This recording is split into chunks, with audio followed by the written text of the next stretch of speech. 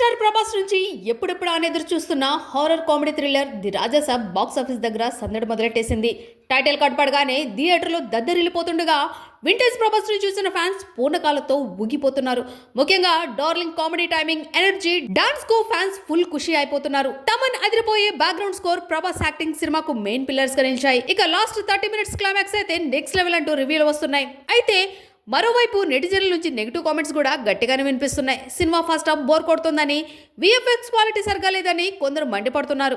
Director Maruti routine కథతో వచ్చారని, ట్రైలర్లో చూపించినట్లుగా ఫైట్లు, తాత గెటప్ సీన్లు సినిమాలో లేకపోవడంతో ఫ్యాన్స్ తీవ్ర నిరాశ చెందుతున్నారు. ఈ సీన్లన్నీ పార్ట్ 2లో ఉండబోతున్నాయా లేక కట్ చేశారా అన్నది ఇప్పుడు సస్పెన్స్ గా మారింది. ఏదేమైనా ప్రభాస్ ని సరికొత్త యాంగిల్లో చూసినందుకు ఆనందపడాలో లేక ముఖ్యమైన సీన్లు లేవని బాధపడాలో తెలియని కన్ఫ్యూజన్ లో సినిమా చూసేస్తున్నారు. మరి ఈ సంక్రాంతి విన్నర్ గా రాజాసాబ్ నిలుస్తాడో లేదా అనేది మాత్రం వేచి చూడాల్సిందే.